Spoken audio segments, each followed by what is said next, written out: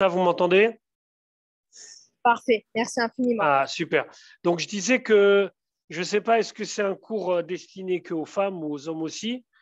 Donc, j'ai regardé les noms, sauf s'il y a des hommes qui ont des prénoms féminins pour se cacher de leur identité. J'ai l'impression quand même que c'est un cours qui est principalement destiné aux dames. Et donc, je vous remercie de participer à ce cours. Je vous remercie pour votre invitation aussi.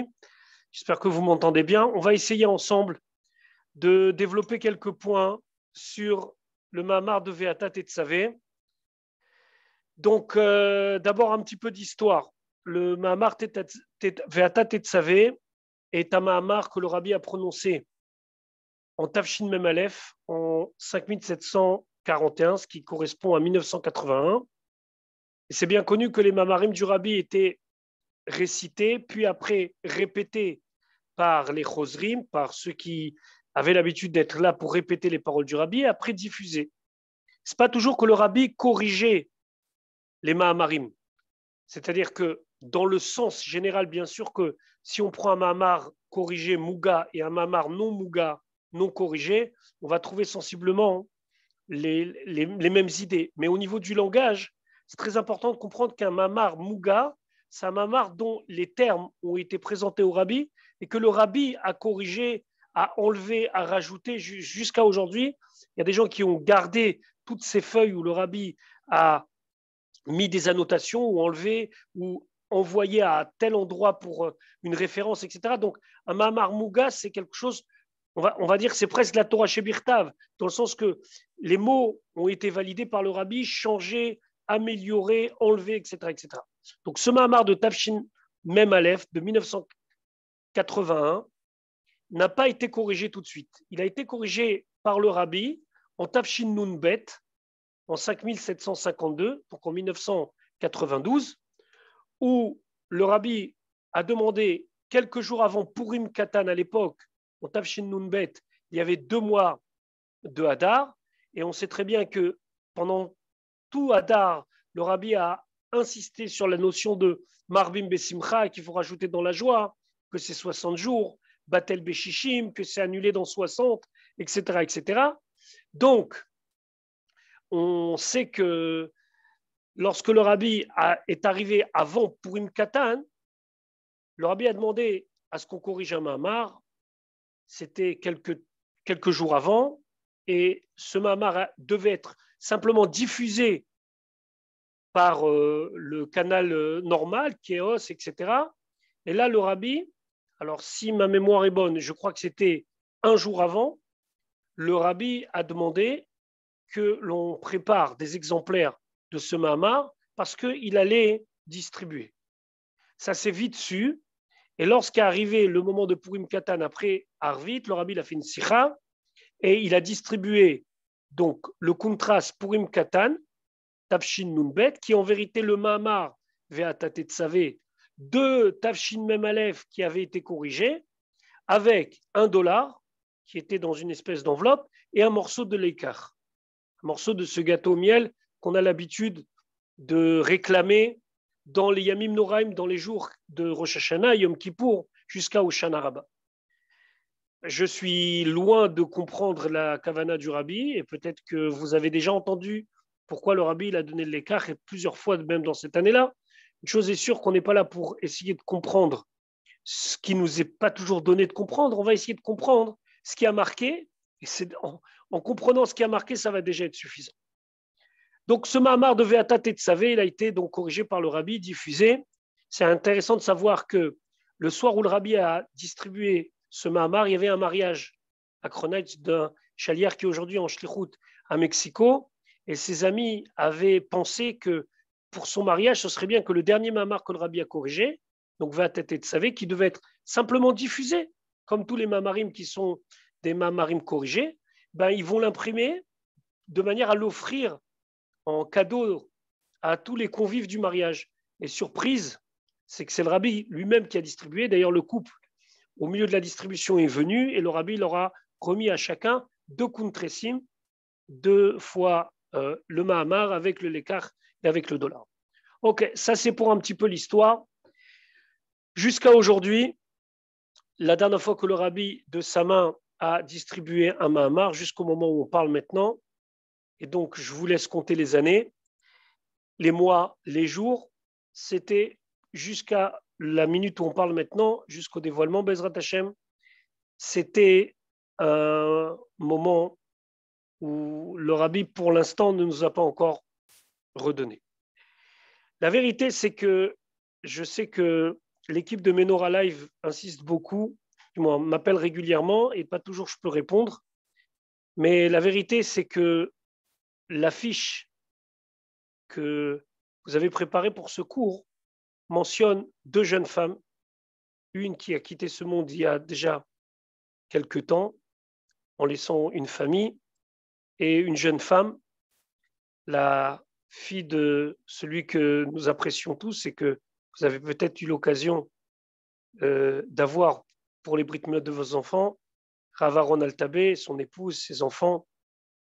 Et dans des moments où on sait qu'on ne peut pas faire grand-chose face à la peine, la détresse, alors la seule chose qu'on peut faire, c'est d'essayer, nous aussi, d'amener quelque chose de plus, se réunir autour d'une étude d'un Mahamar du Rabbi, et que les bonnes décisions qui vont sortir de ce Mahamar, ce sera les Liun Nishmatam, que Bezrat Hashem, ce soit les derniers événements tristes et dramatiques qu'on va entendre, surtout dans le mois de Hadar, où c'est un mois où le Rabbi a tellement insisté sur la notion de Marbim Besimcha, la notion de Batel Beshishim, même si cette année il n'y a pas 60 jours. Donc c'est un jour où tout a basculé à l'époque de Mordechai et de Haman, et on souhaite que Bezrat Hashem, ce soit le cas maintenant, que la peine se transforme en joie, et que ces moments de deuil qui sont si difficiles, dans des cas qui sont si sensibles, même si tout deuil est difficile, alors on souhaite que Bezrat Hashem, Kadosh Baruch Hu ait pitié de nous, et que ce soit la dernière fois où on supporte, même si c'est de loin, supporte ce genre de nouvelles, et à plus forte raison pour la famille, combien ça doit être difficile. Maintenant, on va essayer de développer 2-3 points dans le Mahamar. Le Mahamar est un Mahamar assez long, et c'est un Mahamar où on sent qu'il y a quelque part ici quelques messages qu'il faut chaque année se remémorer. Alors, il n'y a pas de Purim Katan cette année, on aura un Purim tout simple, mais on sait que du Purim Katan jusqu'à Chavzein Adar, jusqu'au 27 Adar 5752, où le Rabbi a eu son premier accident, et le deuxième, c'était aussi un Chavzein Adar Tavshin Nun Dalet. On sait que les jours qui ont précédé le moment où le Rabbi, de nos yeux en tout cas, est tombé malade, alors c'était des jours où le Rabbi a beaucoup donné de bases et beaucoup donné d'enseignements qui nous permettent, si on est capable de tirer de ça l'essence de l'enseignement du Rabbi, de tenir et de savoir dans quelle direction on va. Je ne parle pas de l'étude simplement du Dvar Malchut, mais on peut voir dans les dernières sichot du mois de Hadar, de Tafshin Nun Bet, beaucoup de choses qui nous invitent à réfléchir. Par exemple, une sicha pas de Hadar, mais de Shvat, où le rabbi Gimel Shvat Tafshin Nun Bet a évoqué le fait que le rabbi précédent ne pouvait plus s'exprimer et que finalement il y avait comme une espèce de rôle de Aaron qui était le porte-parole de Moshe Rabbeinu, et que chacun d'entre nous on a la mission de compléter, si on peut exprimer les choses comme ça, hein, le manque de parole chez le Nassiador par le fait que nous répétons la Torah du Nassiador, et on comprend tout de suite quel impact ça a eu lorsque on n'a plus entendu avec nos oreilles physiques le rabbi.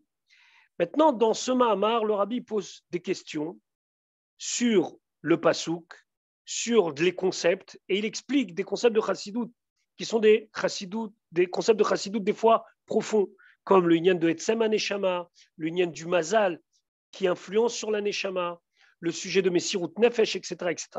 Mais on va essayer de se concentrer sur des choses qui vont pouvoir impacter directement notre comportement, notre attachement, et qu'est-ce qu'on va être après l'étude de ce Mahamar de Ve'ata Tetzavé, que je suis sûr que ce Shabbat, on sera beaucoup à l'ouvrir et essayer d'en tirer quelques enseignements.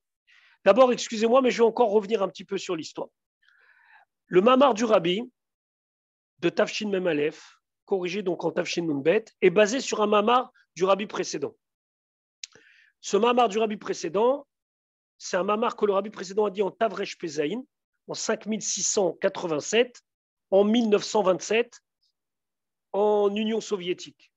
La révolution de 1917 a eu lieu 10 ans auparavant, et maintenant, le communisme commence à être très présent, et hélas, au sein de la communauté juive.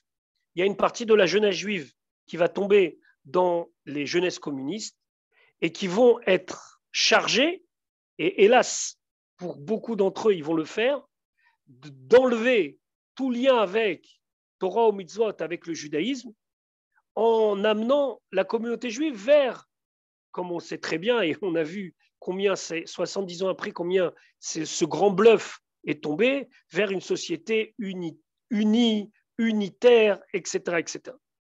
Maintenant, le judaïsme que l'on connaît, de Torah ou mitzvot, il est face à un problème. Le communisme est athée et cherche à déraciner les juifs de la pratique. Se lèvent quelques-uns, mais à leur tête, et ça c'est incontestable historiquement parlant, le rabbi précédent, qui prennent les choses en main et qui décident d'être le fer de lance du combat contre le communisme. Le rabbi précédent a pris la Nessiout après son père, le rabbi Rachab, qui a quitté ce monde en 1920. Ça fait 7 ans qu'il est à la direction des chassidim, mais en général du judaïsme qui est en Union soviétique. Et le rabbi précédent est surveillé. Les chassidim sont surveillés parce qu'on sait que c'est eux qui vont mener la contre-révolution spirituelle pour ne pas tomber dans le communisme. Le rabbi précédent est prévenu. Il y a des signes. On n'aura pas le temps ce soir, mais je pourrais vous lire des témoignages de journalistes de l'époque qui ont écrit comment ils sentaient que les choses étaient en train de tourner, dont un d'entre eux, qui était aussi un écrivain, qui a été convoqué par ce qui allait devenir le KGB pour dire est-ce qu'il sait des choses sur Schneerson. Et le rabbi précédent se savait ciblé. Il était en danger. Le rabbi précédent est parti de Leningrad à Moscou. Dans ces 2 endroits-là, il a fait un Mahamar dans lequel il appelait les chassidim à faire Messirut Nefesh. Une première fois, le Mahamar, il commençait par Ve'ata Tetzavé, et après, c'était un Mahamar qui commençait par Ve'kibel HaYehudim. Dans les 2 Mahamarim qui sont pratiquement les mêmes dans le Tochen, dans le sens, le rabbi précédent, il n'avait qu'un seul message, Messirut Nefesh. Pour Im Katan Tavresh Pezaïn, le rabbi précédent est à Moscou, dans une synagogue. Il se sait surveiller, dans la grande choule de Moscou. Il se sait surveiller. Il va faire un Fabringen qui va durer des heures et des heures, à tel point que les chassidim ont peur pour la santé du rabbi, la santé physique, parce qu'il s'est complètement investi dans ses paroles. C'est un mamar qui a duré, je crois, 12 heures ou plus, je ne me souviens plus exactement, mais très longtemps, à tel point qu'il y a des chassidim qui ont demandé à la mère du rabbi précédent de venir intervenir et de lui dire d'arrêter. Surtout que dans l'assistance se trouvent des agents du KGB, des agents doubles. Et le rabbi précédent, il parle pratiquement que d'un seul sujet. Le Messirut Nefesh de Mordechai, le Messirut Nefesh de la génération de Mordechai qui ne se sont pas prosternés et qui n'ont pas accepté.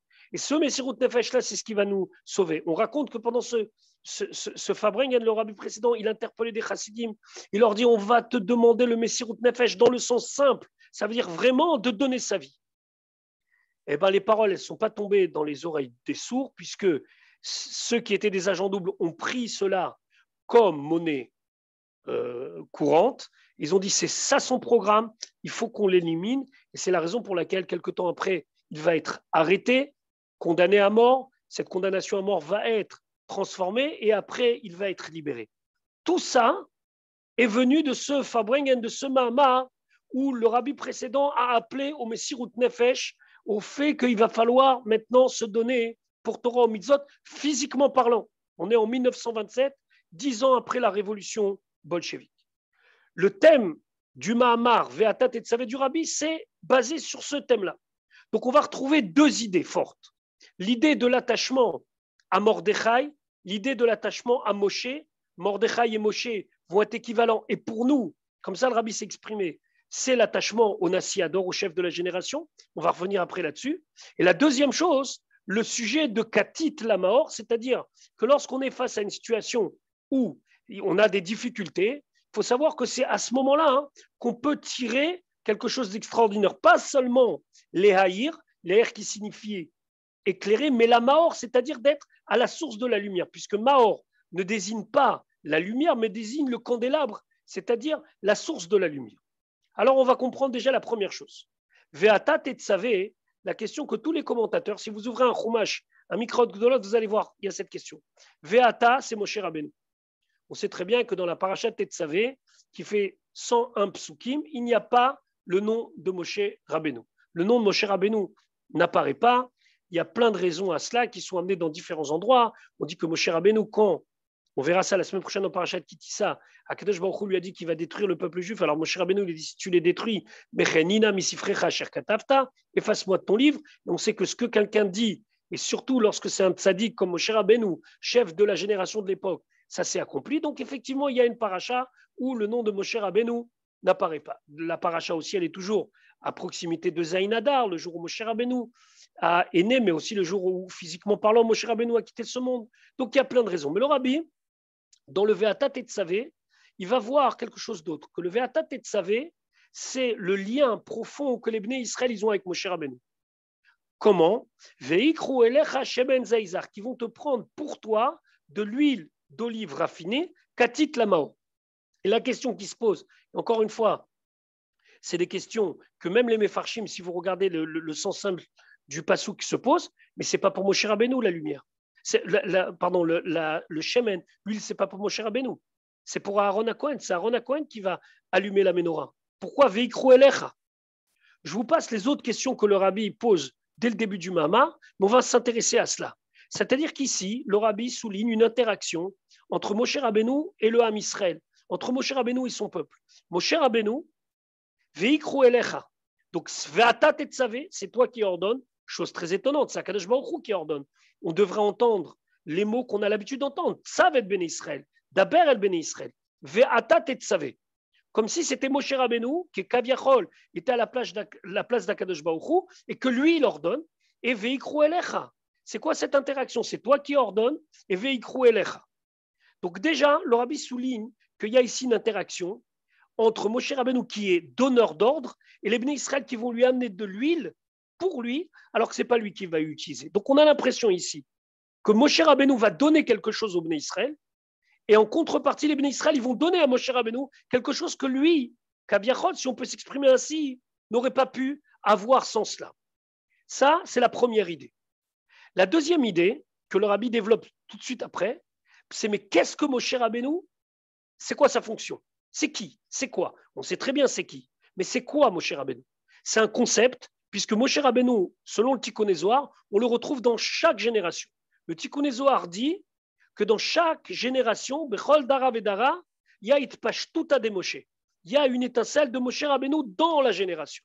Donc ça veut dire qu'il faut comprendre c'est quoi Moshe Rabbeinu pour comprendre ce qu'on a dans chaque génération.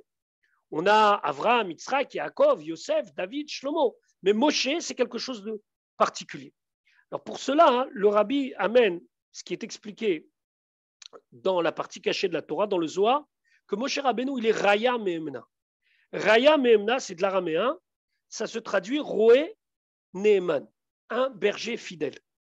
Finalement, quand vous regardez un petit peu la première fonction de Moshe Rabbeinu après qu'il ait fui l'Égypte, c'est Roé.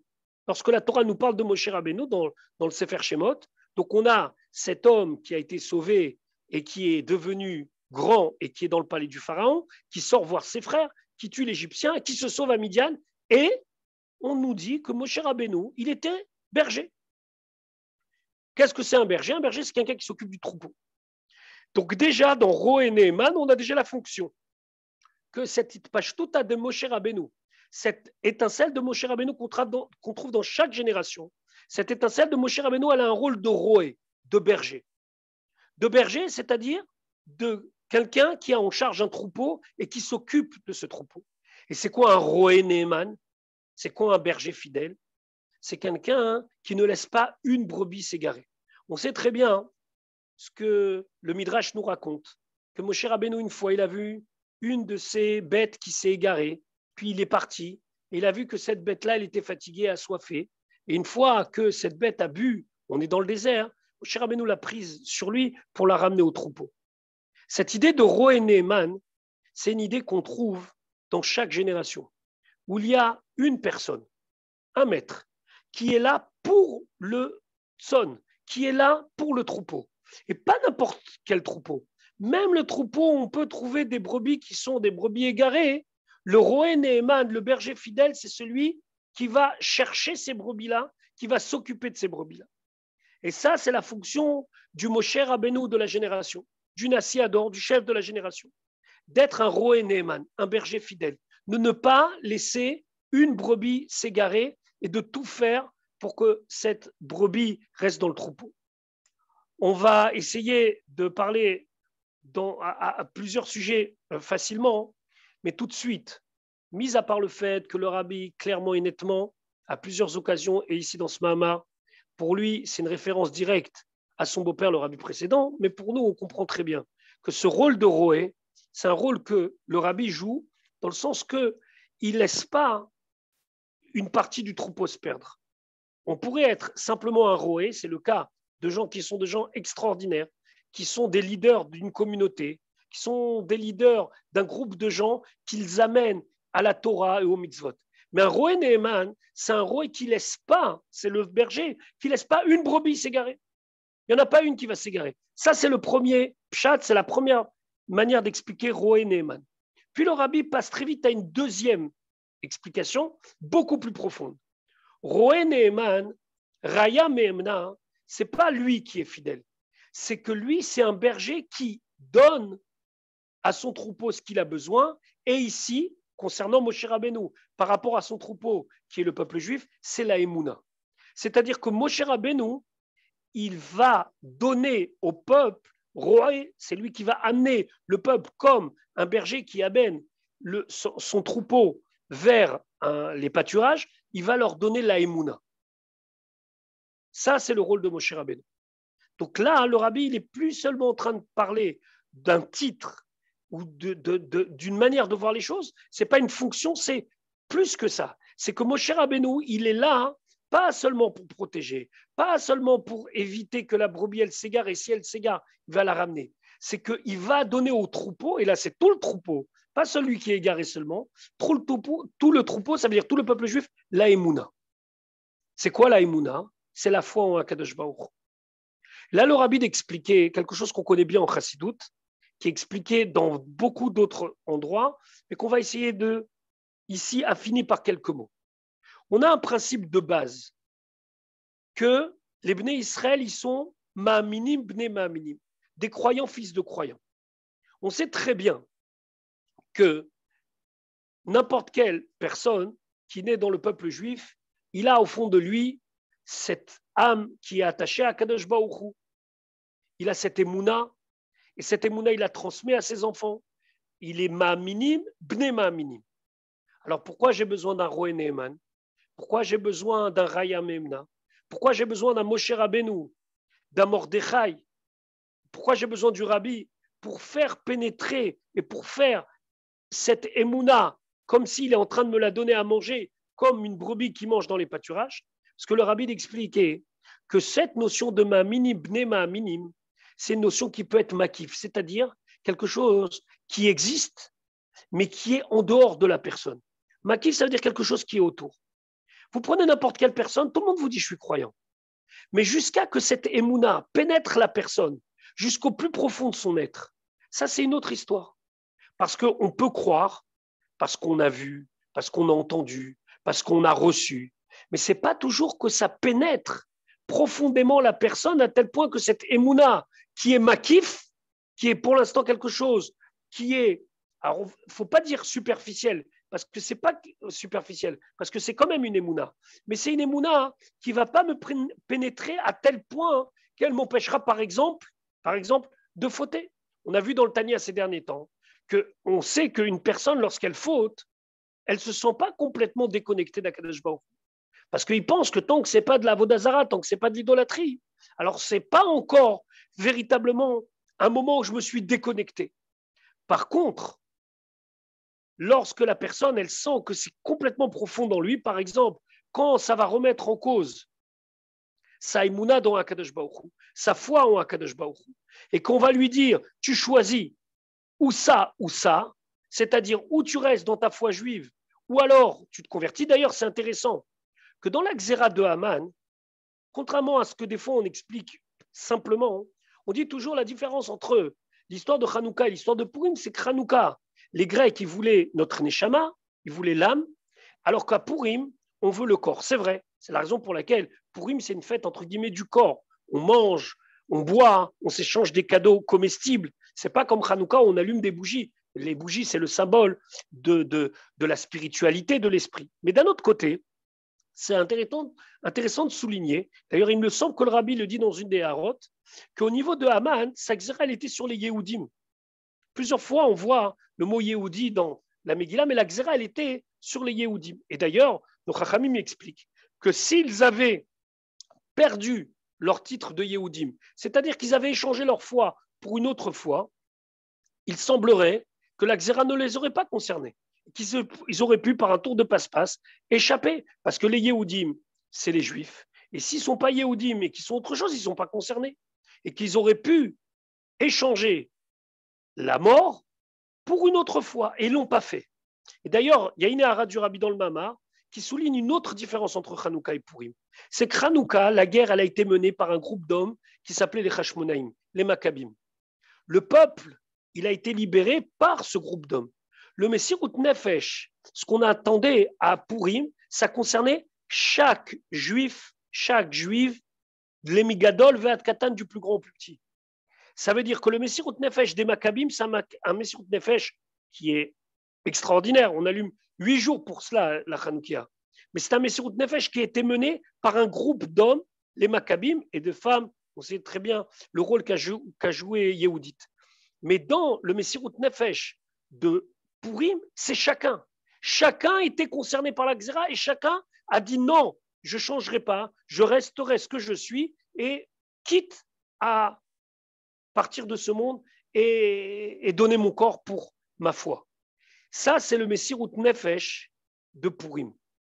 Maintenant, le Raya Mehemna, c'est celui qui permet au Bnei Israël d'avoir pas seulement une émouna qui reste une émouna makif, mais une émouna qui va pénétrer la personne. Et comment cette émouna, elle pénètre la personne? Et c'est là le deuxième grand thème du Mama par le Messirut Nefesh. C'est-à-dire que la émouna, pour qu'elle devienne quelque chose qui va pénétrer la personne, il faut des fois passer par une émouna qui est mise à l'épreuve du Messirut Nefesh. On verra hein, à la fin de notre cours comment notre Messirut Nefesh à nous, comment ça s'applique. Parce que dans le contexte du rabbi précédent, dans le contexte de Mordechai, c'est facile de comprendre Messirut Nefesh. Messirut Nefesh, ça veut dire la mort. Tu dois te laisser tuer pour ta conviction. Tu dois te laisser tuer pour Torah mitzvot. Nous, Baruch Hashem, on n'est pas dans une situation où on risque la mort si on va au minyan, on risque la mort si on va au mikvé, on risque la mort si on envoie nos enfants étudier la Torah. Donc il va falloir adapter cette notion de Messirut Nefesh à nous. Mais ça, on reviendra après, vers la fin du Mama, et ce sera simplement une extension de ce qui est marqué dans le Mama. Donc revenons avec notre histoire de Emouna. Dans notre histoire de Emouna, on voit, le rabbi développe qu'il y a 3 niveaux. Il y a un premier niveau, et le rabbi fait appel à la Gemara dans Masechet Shabbat, dans le traité Shabbat. La Gemara, elle dit que les Bnei Israël, ils ont accompli à Purim ce qu'ils avaient commencé à Matan Torah. Donc, grosso modo, Matan Torah, c'est 2448. L'histoire de Purim, c'est environ 1000 ans après. Pendant toute cette période-là, on ne peut pas dire que c'était encore quelque chose d'acquis que les Bnei Israël vont suivre Torah ou mitzvot. Arrive le moment de Purim. Les Bnei Israël, ils font Messirut Nefesh. À ce moment-là, les Bnei Israël, ils acceptent une nouvelle fois ce qui a déjà été donné à Matan Torah, mais le rabbi d'expliquer sous une autre dimension, la dimension du Messirut Nefesh. Et le rabbi pose une question simple, je ne comprends pas. Matan Torah, c'est le plus grand giloui qu'Akadosh Baruch Hu, il a fait sur cette terre. Des millions de personnes, ils ont entendu Anochi Hashem Elokecha. Akadosh Baruch Hu va yered Hashem al Har Sinaï. C'est Hashem qui descend sur le Har Sinaï.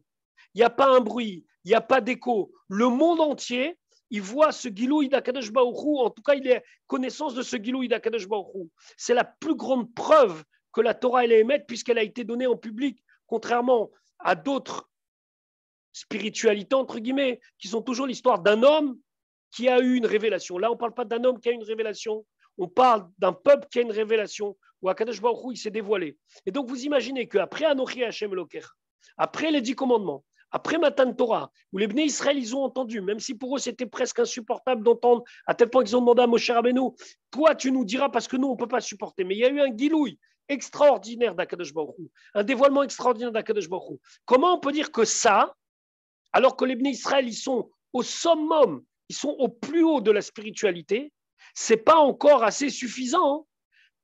Il faut attendre le Messirut Nefesh de Mordechai, le Messirut Nefesh des Bnei Israël de Purim, où là, il faut quand même le rappeler, au début de la Megillah, on voit que les Bnei Israël, ils n'ont pas été au top avec l'histoire du festin d'Achashverosh, etc., etc. Comment est-ce possible que tu dis que les Bnei Israël, lorsqu'ils sont dans le niveau le plus haut, c'est rien.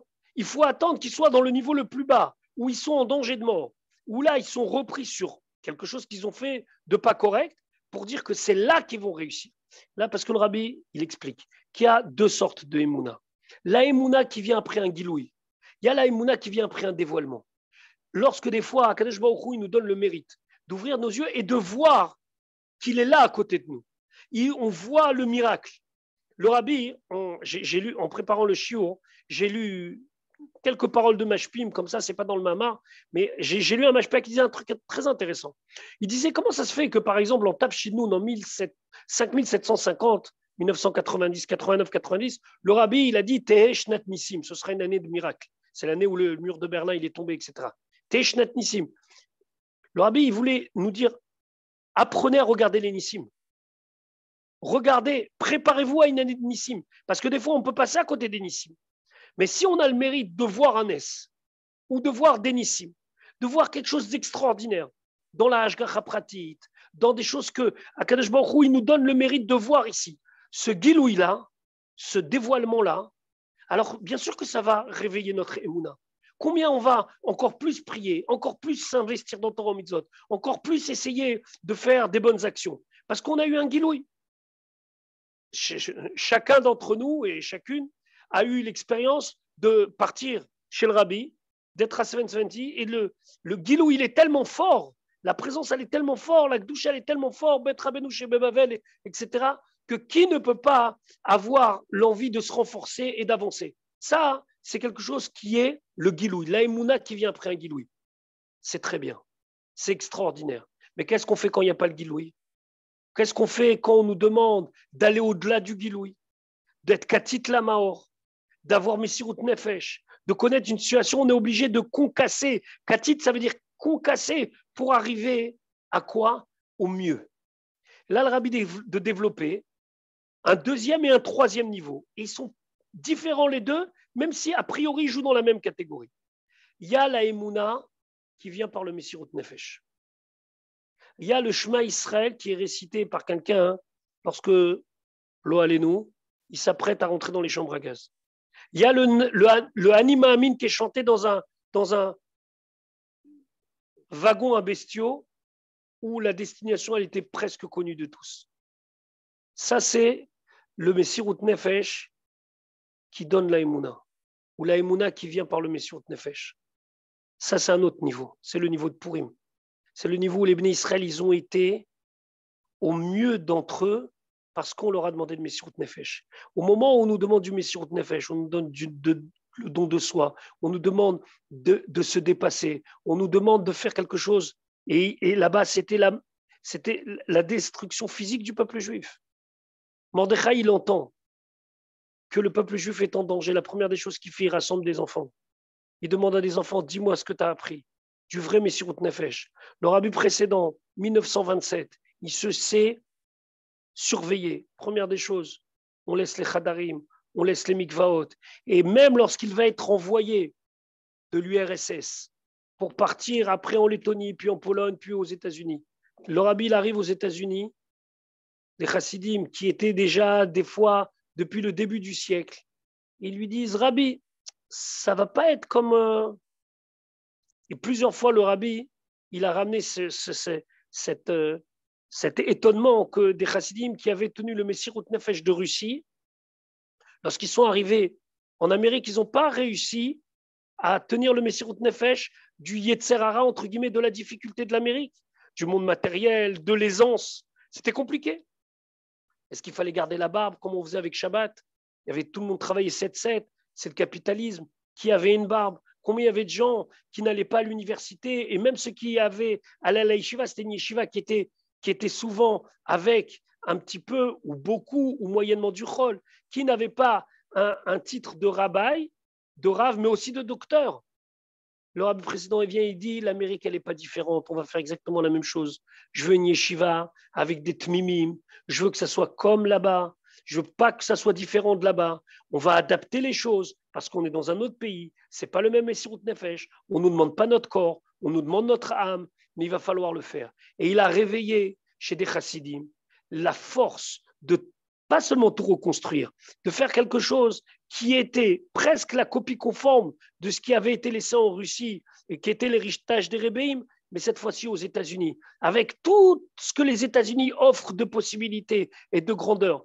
Et le rabbi président, il a fait ça 10 ans. Mais le rabbi, quand il a pris la Nessiyut Shvat, il a fait ça, et il a fait ça, et il continue à faire ça, de faire en sorte que le Messirut Nefesh, il soit le Messirut Nefesh de la Shlichut, le Messirut Nefesh de la Havat Israël, le Messirut Nefesh d'aller au-delà de ce qu'on est capable. Et c'est difficile, et des fois on n'a pas envie. Mais c'est ce Messirut Nefesh-là qui réveille chez nous les plus grandes forces de Emouna et les plus grandes forces que Akadosh Baruch Hu il a mis en nous en tant que Ma'aminim Bnei Ma'aminim. Et ça, c'est la deuxième chose. C'est la Emouna que Moshe Rabbeinu et que Mordechai nous donne par le Messirut Nefesh.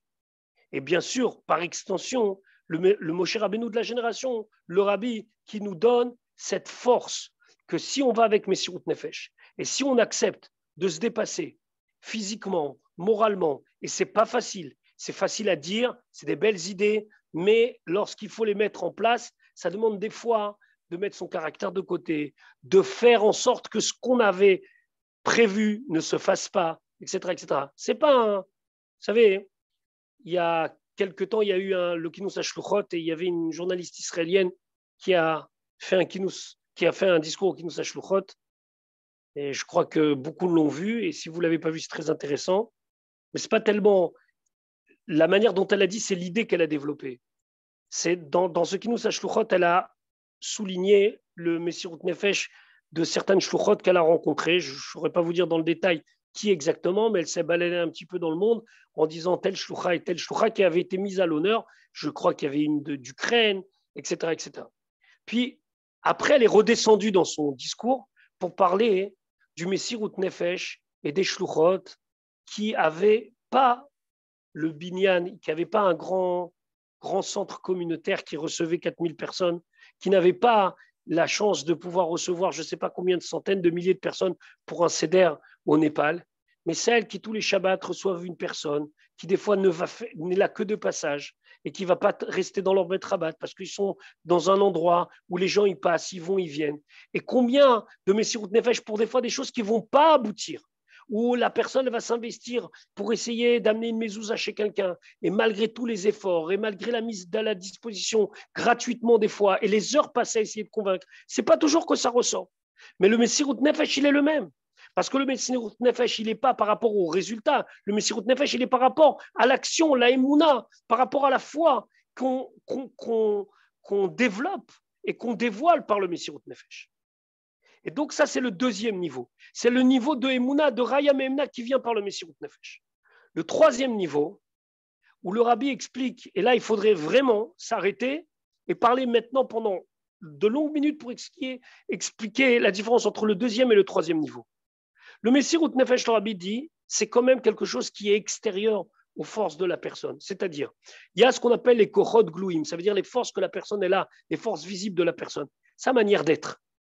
Le Messirut Nefesh, il vient et il demande à ses Kochot Glouim d'accepter de changer, d'accepter de se mettre de côté pour la cause de la Torah et des mitzvot.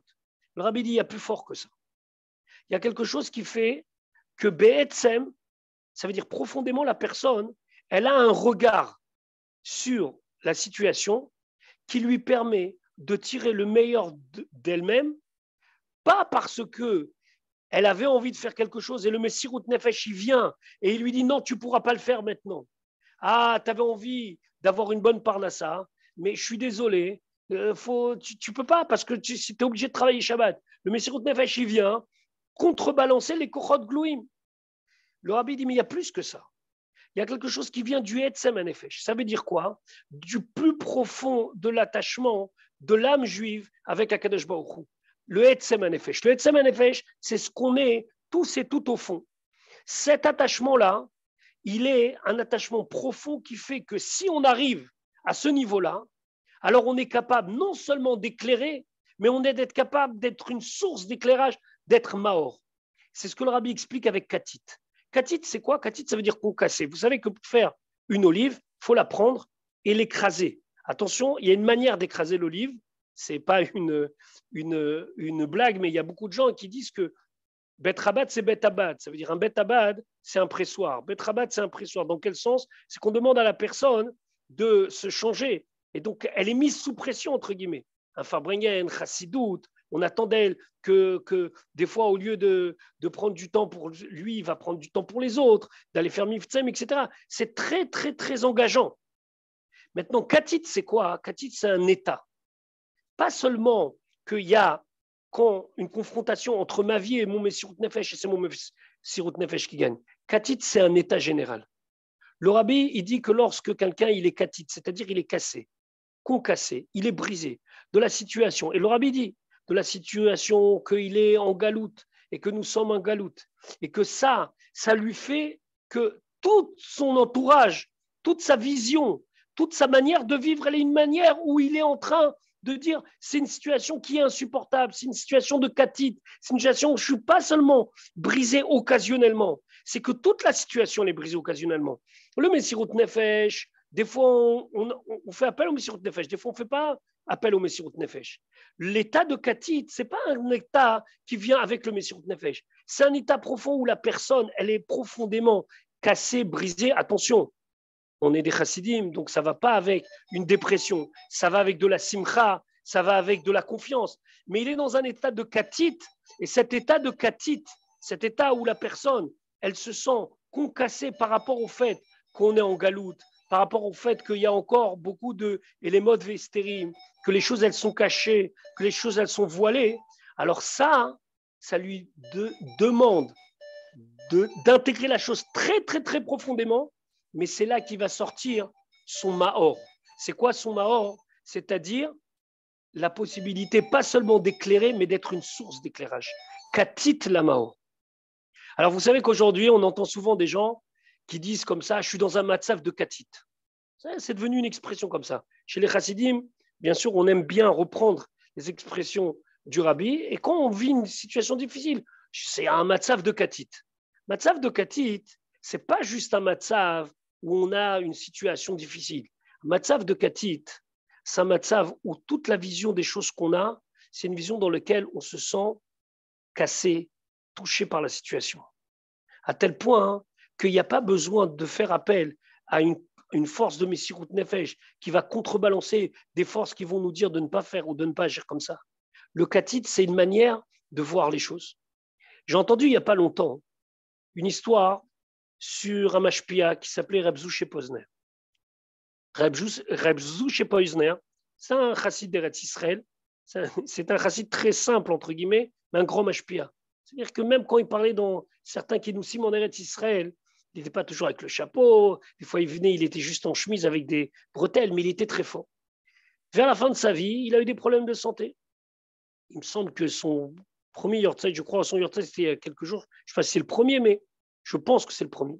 Mais c'était un mashpia, il a écrit, je pense qu'on a écrit en son nom un livre extraordinaire de de machalim et de mots chassidiques très forts. Mais il a dit quelque chose de très, très intéressant. Une fois, il est parti voir un médecin parce qu'il avait mal au ventre. Et puis le médecin, il lui a dit, depuis combien de temps ça vous fait mal au ventre? Et lui, il a dit, depuis, je ne sais pas, je sais pas quand est-ce que l'histoire s'est passée, depuis 22 ans, 8 mois et 5 jours. 22 ans, 8 mois et 5 jours, comment, depuis tellement de temps et tellement précisément, vous savez.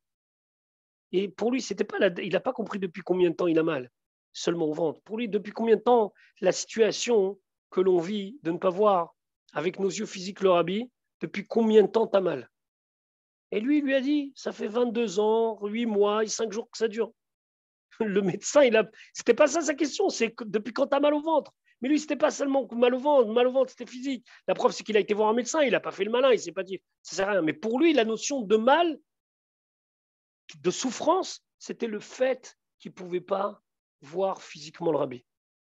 Pour lui, c'était une situation qui était tellement intolérable que pour lui, quand est-ce qu'il a commencé à avoir mal? Il y a 22 ans, 8 mois et quelques jours. Je vous invite à faire l'exercice en actualisant avec la date. Vous allez voir que si vraiment ça fait mal, alors automatiquement, bon, ben, on sait que ça fait mal. Depuis combien de temps ça fait mal? Quelqu'un qui a eu un événement profondément douloureux dans sa vie, alors il n'oublie pas. L'événement, il est très fort chez lui. Chez ce Mashpia, c'était quelque chose de très fort. Physiquement parlant pour lui, c'était un déchirement qui vivait chaque année, chaque mois, chaque jour. Ça, c'est le katit la mort. C'est-à-dire d'être capable d'intégrer cette notion que la galoute, elle est inacceptable, que je suis affecté par le fait que nous sommes en galoute, que je suis affecté par le fait que Mashiach, il n'est pas là, par le fait que Achashverosh a laissé Aman se mettre sur notre tête et risquer notre vie. Et ce n'est pas une question de Messirut Nefesh, c'est une question de katit, c'est une question d'état, c'est une question de voir les choses. Qu'est-ce que je peux faire pour sortir de cet état de katit? La Mahor.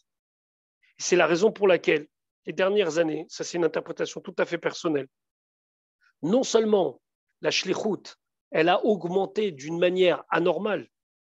Je parle de ceux qui sont dans une shlichut, dans un cadre d'un bet Chabad officiel, mais aussi je parle de tous ceux qui, dans le cadre de ces bet Chabad-là, font miftsaïm, donnent des shiurim, prennent du temps, etc., etc. Mais plus que ça, c'est que cette notion qui était décriée il y a encore 30 ans, 40 ans, aujourd'hui, c'est le lot de chacun. Vous verrez aujourd'hui des gens orthodoxes, non affiliés officiellement au mouvement Lubavitch, on va parler dans des termes un petit peu lourds, qui vont, après une bar mitzvah ou une brit mila, s'approcher d'un juif qui n'a pas mis les tefilines pendant la bar mitzvah et la brit mila et de leur proposer de mettre les tefilines. Vous allez en Eretz Israël, je ne sais pas si parmi ceux qui nous écoutent ce soir, il y a des gens qui habitent Eretz Israël. Vous avez des stands de tefilines avec des tefilines qui sont mises à disposition, pas seulement par Tseiré Agudat Chabad, pas seulement par la jeunesse Lubavitch, pas seulement par Chabad. C'est mis en place par d'autres organismes qui proposent. Alors, il y en a qui vont vous dire, il faut mettre le talit et les tefilines. Très bien, talit et tefilines, il n'y a pas de problème. Il y en a qui vont mettre à disposition, mais qui ne vont pas mettre quelqu'un pour mettre les tefilines. La personne, elle sait qu'il y a une boîte, il peut sortir les tefilines et remettre. Kol hakavod. Mais pourquoi? Parce que c'est katit la mort. Tout le monde a compris qu'aujourd'hui, la situation du peuple juif, elle est inacceptable. En général. Et chez nous, Chassidé Chabad, quand on arrive dans des dates comme Purim Katan, où on se rappelle Purim Katan Tashin Nun Bet, et qu'on se rapproche de jours comme Chav Zayin Adar, c'est des jours qui, pour nous, sont des jours qui sont inacceptables. Pas dans le sens inacceptable parce qu'on pourrait faire quelque chose pour remonter le temps. Inacceptable dans le sens qu'aujourd'hui, on accepte, entre guillemets, cette galoute pour pouvoir aller vers le Mahor, le luminaire, pour pouvoir faire mieux, pour pouvoir avancer, pour pouvoir pas seulement éclairer, mais être source d'éclairement, d'être un candélabre. Sinon, il n'y a pas lieu d'être katit. Katit sur sa propre situation, c'est uniquement pour arriver à quelque chose de plus haut. Katit la Mahor. Ce Katit la Mahor, il nous vient parce que Akadosh Baruch Hu, il a demandé à Moshe, Ve'ata tetzavé. C'est Moshe Rabbeinu qui vient ordonner, c'est Moshe Rabbeinu qui vient attacher, puisque tetzavé c'est mitzvah, mitzvah c'est tzavta, c'est un lien, qui vient mettre le peuple juif, le connecter avec sa émouna la plus profonde, la émouna du Etzam Neshama, pour lui dire va au plus profond de toi-même. Et cette situation-là, Ce n'est pas une situation qu'on peut avoir avec le Giloui, avec le dévoilement. Ce n'est pas toujours une situation qui est suffisante et où le Messirut Nefesh va nous amener, mais c'est une situation où profondément la personne, elle se sent dans un état de katit. Reprenons l'exemple avec le rabbi précédent. Et encore une fois, c'est moi qui sors maintenant du contexte du Mahamar. Le rabbi précédent, il parle de Messirut Nefesh dans une situation où c'est une question d'heures, de jours, de mois où il soit arrêté et peut-être condamné. On dit que quelque temps avant l'arrestation du rabbi précédent et ce discours à Moscou et à Leningrad, le téléphone chez le secrétariat du rabbi précédent, je pense que c'était chez lui à la maison, a sonné et on lui a annoncé l'arrestation d'un de ses plus fidèles chassidim. Et il savait que cette condamnation, cette arrestation, allait le mener à la condamnation. Peut-être que c'était le moment de faire un stop. Peut-être que c'était le moment de prendre du recul. Non, Messirut Nefesh, mais pas seulement Messirut Nefesh. Messirut Nefesh, où on te demande de ne pas accepter la situation, pas pour aller jusqu'au fond de toi-même en te disant « Oh, veille, qu'est-ce que je vais devenir? Ça va être insupportable. » Non, la Maor. D'aller chercher le plus profond de toi-même, même si c'est dans un état de katit, pour être un luminaire. On sait que, pour reprendre le Messirut Nefesh des Juifs de Russie, parce que c'est quand même la ligne rouge du Mahamar, mais ce Messirut Nefesh, on va le retrouver dans plein d'endroits. On pourrait adapter ça, si on avait du recul historique, avec les Juifs qui se sont laissés brûler pendant l'Inquisition et à d'autres époques de l'histoire.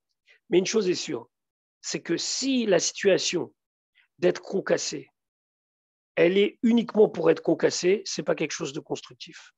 Être concassé, c'est arriver à toucher le plus profond de soi-même pour la Maor, pour devenir soi-même quelque chose de Maor, un candélabre. Ça, c'est Katit la Maor.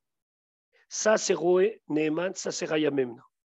Maintenant, pour finir, je m'excuse d'avoir été un petit peu long. J'espère que je vous ai pas trop pris de votre temps. Je vais essayer d'aller un petit peu plus vite sur la fin. C'est le Veikru Elecha. Le Veikru Elecha, personnellement, c'est une réflexion qui apparaît presque, en tout cas à mon niveau, du domaine de l'insupportable. C'est quoi le Veikru Elecha? C'est de se dire que mon huile que je produis de Katit la mort, c'est-à-dire le produit de ce travail spirituel, de regarder la galoute comme quelque chose d'inacceptable, mais pas quelque chose d'inacceptable qui va m'écraser, mais quelque chose d'inacceptable qui va m'écraser pour faire de moi quelqu'un de meilleur à tel point que je vais réussir à tirer de cette olive de l'huile pour le Maor, pour le candélabre.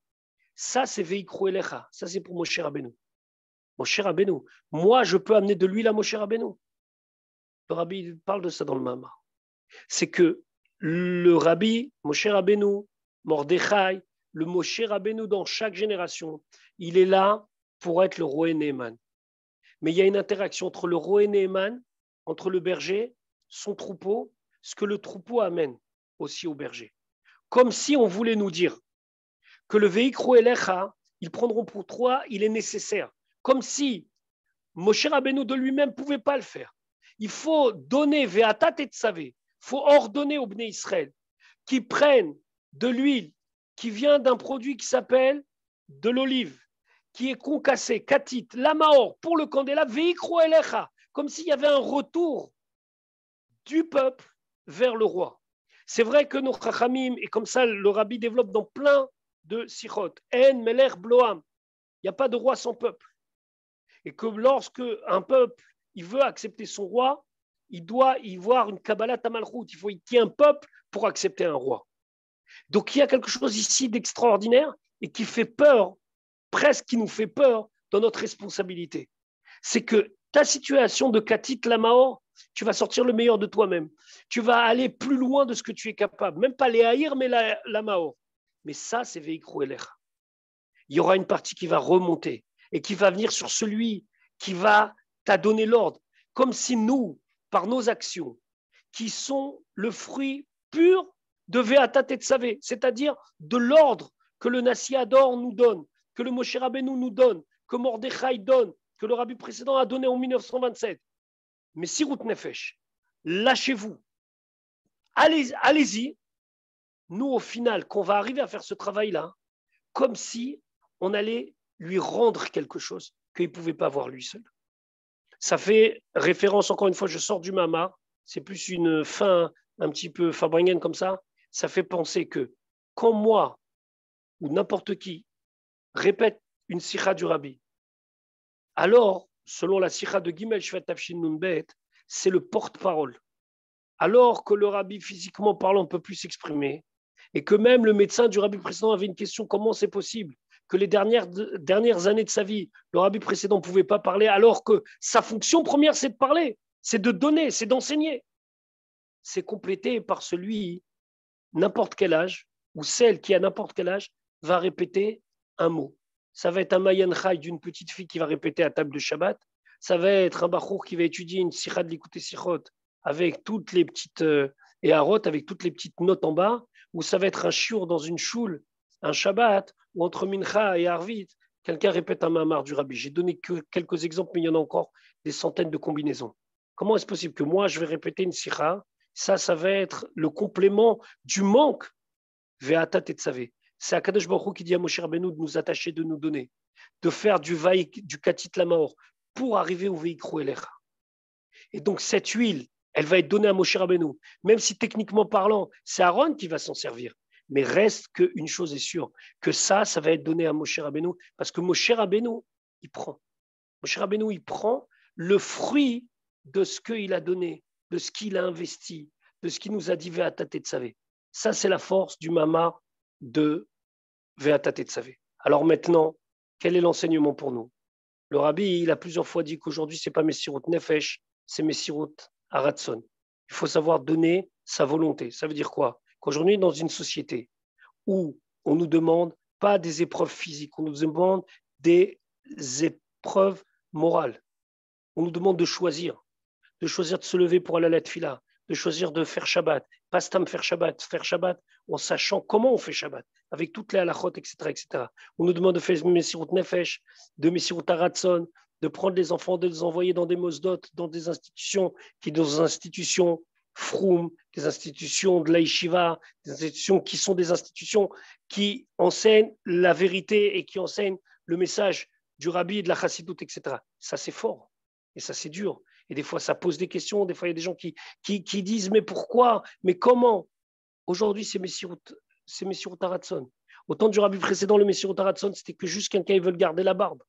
Et on sait très bien qu'il y a des gens qui ont fait Messirut Nefesh pour la barbe. Pourquoi? Parce qu'ils avaient des hauts postes. Et pour eux, dire simplement je garde la barbe, c'était un effort qui était presque de l'ordre du Messirut Nefesh physique, même s'ils n'étaient pas condamnés à mort. Mais ils pouvaient perdre leur parnassa. Et pourtant, ils ont dit non, j'ai mes convictions. Aujourd'hui, où c'est encore plus facile d'avoir une barbe, un chapeau, se couvrir la tête pour les femmes, d'aller dans un mikvé, des mikvaot, il y en a, la cache-route, elle s'est énormément développée. Le Messirut Nefesh aujourd'hui, c'est de savoir faire les bons choix. Dans tous les sujets de Torah Mitzvot, savoir choisir ce qu'il faut choisir de bien. Le Messirut Nefesh à l'époque, c'était où tu allais chez les communistes, ou tu suivais la voie de Torah Mitzvot. Tu savais ce que tu risquais. Le Messirut Nefesh à l'époque de Mordechai et Esther, il était clair. C'est où tu te soumets, où tu meurs. Aujourd'hui, notre Messirut Nefesh, il est beaucoup plus fin. Où on se soumet à une société, à des choses qu'on nous demande, qui sont des fois des choses contre Torah Mitzvot, ou contre les valeurs que le Rabbi nous a inculquées, et qui continuent de vouloir ce que l'on accomplit à la lettre. Et on doit faire Messirut Nefesh. Et ça, ce Messirut Nefesh, c'est juste accepter et vouloir suivre cette voie. Qu'Akadosh Baruch Hu fasse que ces jours-ci qui, pour, je pense, à la famille El-Tabé, je pense aussi à celle qui a beaucoup œuvré pour Menorah Live, je crois que c'est, je pense, sa fondatrice, qui a quitté ce monde en laissant, elle aussi, une famille. C'est pas du Messirut Nefesh, c'est pas du Katit Lamaor, il n'y a pas de mots, mais qu'Akadosh Baruch Hu fasse que si on peut, chacun et chacune d'entre nous, prendre une petite achlata, de se savoir capable de se dépasser. Alors, ce sera Veikru Elecha, ce sera un petit peu un plus qu'on offrira, qu'on donnera, qui reviendra au Rabbi, mais pas seulement au Rabbi qui est Bezrat Hashem, va nous amener vers la Géoula, va se dévoiler, que Bezrat Hashem, tout ce qu'on entend comme mauvaises nouvelles, que ce soit ces mauvaises nouvelles-là ou d'autres mauvaises nouvelles en Eretz Israël et autres, puisque cette semaine encore, il y a des Juifs qui ont été touchés par des attentats. On souhaite que c'est les derniers. savoir que Bezrat Hashem, Ve'ata Tetzavé, il y a un Moshe Rabbeinu dans la génération qui nous donne et qui nous fait qu'on soit attaché au Messirut Nefesh le plus profond, à la Emouna la plus profonde, qu'on soit katit, qu'on soit incapable d'accepter cette situation et de faire de ça un programme de vie pour que ce katit il nous amène la Mahor et Bezrat Hashem mériter le dévoilement du Rabbi Bezrat Hashem le plus rapidement possible et qu'on puisse connaître que des joies et se mobiliser que pour des choses, des événements positifs et pas seulement les Lou Nishmat et pour l'élévation de l'âme de l'un ou de l'autre, mais uniquement faire cela pour que Bezrat Hashem, on puisse très très rapidement, avec nos yeux matériels, ici les Matavins à Sarat Fahim, mériter de voir le Rabbi Bezrat Hashem, Veu Yigalenu, et qui nous délivre très très rapidement Bezrat Hashem. Je vous souhaite Shabbat Shalom, une bonne soirée. Vous m'excusez, j'ai peut-être été un petit peu long, mais j'espère que Bezrat Hashem, ensemble, on va pouvoir tirer de ce mamar le meilleur et que le prochain Menorah Live, ce sera Yerushalayim Ira Kodesh. Et le Melech HaMashiach, il enseignera directement Bezrat Hashem, sans code Zoom, mais directement à Yerushalayim. Je vous souhaite une bonne soirée. Merci infiniment, Rav Benegmo. C'était juste tellement rempli de force, enrichissant et inspirant. Merci Hashem, Amen. Amen. Merci beaucoup. Shabbat Shalom. Merci infiniment. Merci beaucoup. Shabbat Shalom.